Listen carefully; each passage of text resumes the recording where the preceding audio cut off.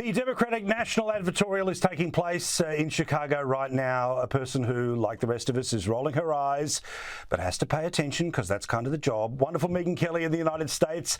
Rockstar, how are you? But let's talk about what's happening outside of the venue, because the protesters are dressed as either abortion pills or people who say that Joe Biden and Kamala Harris are killers and should go to hell.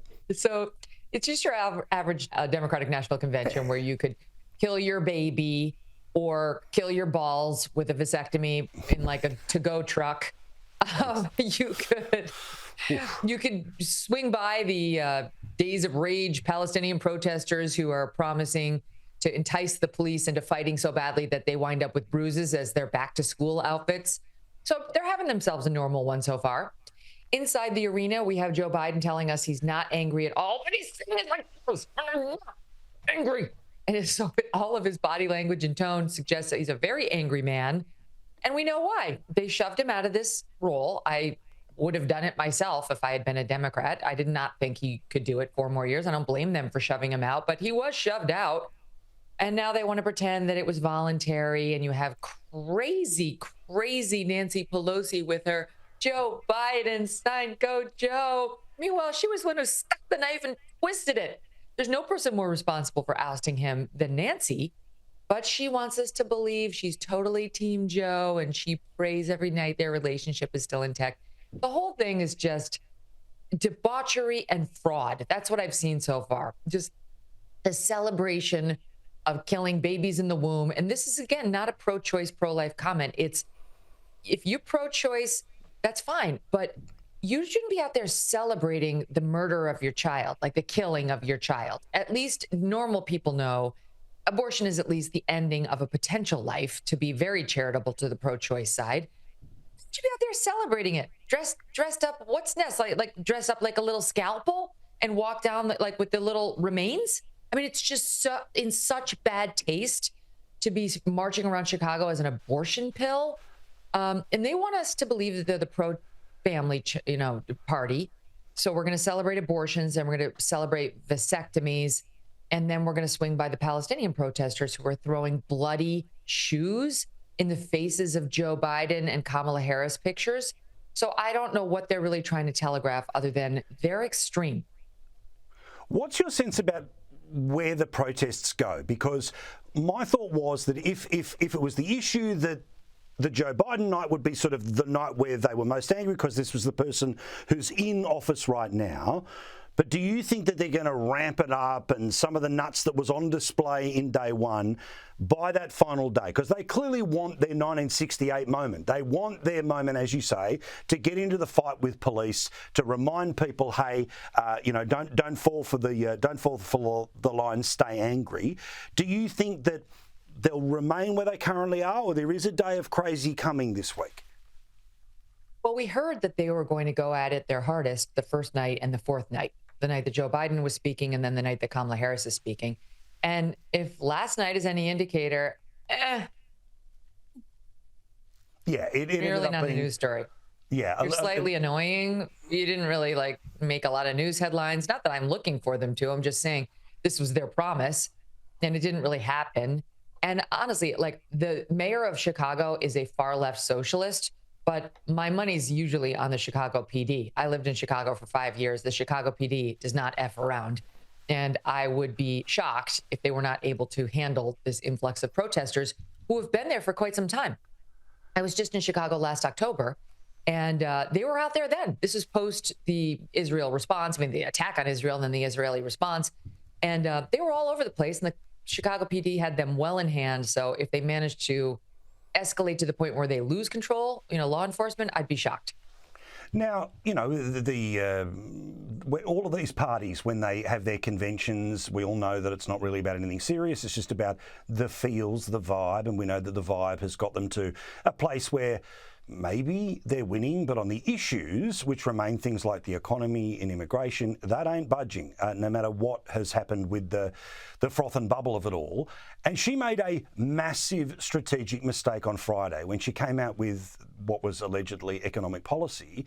But, the establishment people of the New York Times and the Washington Post went, yeah, this is garbage, let alone people who know even more about it who say, yeah, this is garbage. And then in one of the, I think grand total of 10 minutes where she's been off the teleprompter, she says, oh, it'll just all pay for itself.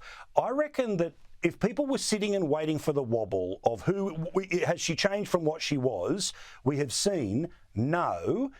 And in the period of time after the advertorial to the debate, she's in a world of trouble when it's talking about the number one issue. The economy, right. She got panned from the left and the right on what was universally decried as gimmicks, a gimmicky speech on Friday about how she, with the hand of the federal government, is going to single-handedly change prices at the grocery store. Meanwhile, the grocers generally have a 1% profit margin. How is she going to stop them from their price gouging, make them operate at a loss? That's not what's going to happen. Her inflation is what's caused increased prices at the grocery store and the gas pump. And she's trying to dodge it by saying it's these evil corporate greedy people who are trying to exploit the poor working class. That's not what happened. They spent too much. The Fed printed too much money, and they drove up, the cash influx in the economy, which leads to inflation. That's what we're dealing with over here. And she can blame it on the evil corporate greedy people all she wants, but there's only so much she could clip the wings of the grocers without making groceries disappear. So that's number one. Then she wants to offer everybody, first-time home buyers, a $25,000 mortgage down payment. Okay, we're already suffering from a housing shortage, and I said this on my show yesterday. You give everybody who's buying a house for a first time $25,000 to buy a house. You know what's going to happen? Every seller is going to increase the price of the house by $25,000. That's how it's going to go. That's what happened on the college campuses. Every time they increase the amount of loans that you can borrow as a student, the tuition goes up by that exact amount. So none of this is going to work. And I think she knows that. But the Democrats have long run on, here's your free stuff. We're the party of free stuff, whether it was the Obama phone back in 2008, That's right. Obamacare, which is going to pay for medicine for everybody, and we're going to become more like Canada. To her now with these nonsense proposals that when, as you point out, she was pressed on how she's going to pay for, because we're already, $35 trillion in debt. Oof. She just said, you just wait to see the return on investment. You just wait until your kids grow up and they're somehow more productive. So it's like, wow, we're really going to play the long game, because right now those same kids are saddled with this $35 trillion and no one knows how they're going to repay it. This is the bit where somebody is going to clip this on the internet. So I apologise, Megyn, that you're in the split screen here. It feels like the feels part of the campaign has begun to top out. And we know that basically is bringing it back to a 50-50 race. Truth is, in 2020, where Biden ended up with more than 300 electoral votes, he was winning states by only tens of thousands of people, as Trump did in 2016. The reality of the American electorate is that it is very, very tight. Are you starting to get the same feeling that we're just, rather than the guaranteed win of Trump versus Biden, we're back to the traditional red versus blue, and it's a very tight line? I am. And I'm also seeing the cracks in each foundation. You're pointing out that she went off script a time or two, and it was disastrous. She was terrible. But I don't think that the Democrats are going to be persuaded by one big fall. She's going to say one really stupid thing and they're going to turn on her, because they already would have turned on her. There's so many stupid things to choose from. If you were that kind of voter, you already would not be in Kamala's camp. But I do think, if you're talking about those critical swing state voters, the ones you just mentioned, the tens of thousands, net, if she keeps speaking, they're going to be reminded that she is not a smart person. I don't care. I'm not trying to be ad hominem. I don't believe she's smart at all. And in no way is she a deep thinker. This I know. And she does not have good solutions. She has no solutions. She truly doesn't. She's all over the board. She really is a far left progressive who was literally raised by Marxists. That's what's influenced her policies. That was the true Kamala in 2019. And now she's learned enough to try to say she's more moderate, the Joe Biden plan for getting elected. I don't believe she is. So I do think over the next 6 to 8 weeks, as early voting starts in mid-September, there's a very good chance that people are going to be reminded of how far left she is and how shallow intellectually she is. Over on Team Trump, he's trying to get better at messaging. I have noticed an increased effort to keep pounding the things that work for him. And so that's good. He needs to continue that. And he needs to still be more message disciplined. You know, yours truly and many others had been saying he's been rambling and it's not working. He's losing his entertainment value, which is one of Trump's main selling points. And so what does he do? He goes out on the campaign trail and says, some people say I ramble. I don't ramble. I have to go on for 2 hours because people wait in line for days to get to see me. With all due respect, this election is not about those people. Those people are going to vote for Trump no matter what. Message discipline is about reaching the critical swing state voters who will determine the next president. So I like these people who go to these rallies. I know a lot of these people, but these people cannot have their wishes and desires to see Trump perform sated at the expense of the White House.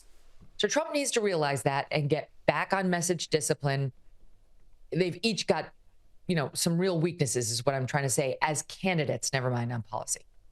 Now, also, you know, we know that the world of advertising, all the digital people say don't spend your money on television. All the TV people say don't spend your money on digital. But of course, the reality is that this is your message that you want to put out there. What are you noticing in the feeds? Are you noticing lots and lots and lots of ads, or is all of these millions and millions of dollars literally being spent in 7 places?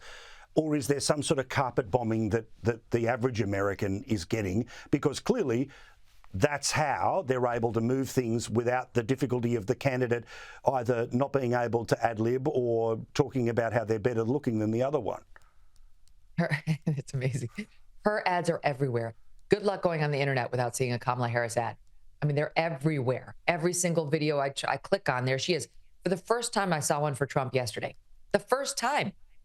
I don't understand why that wouldn't be in my feed, but it hasn't been. And I have to be honest, it was also long and rambling. It was the weirdest ad. It was just like Trump extemporaneously speaking. It wasn't disciplined or focused. I was like, get to the point, you know, like rather than skipping it after 5 seconds, I actually was trying to listen to it. Like, what is he trying to say to me? And once again, I'm like, my mind is wandering. What am I going to make for dinner? That's not a good ad. So yeah, I think she's blanketing the field because she had such a huge fundraising intake when she took over as the nominee. And Trump's got money too, but I don't think they're spending it on YouTube ads to the extent she is, at least.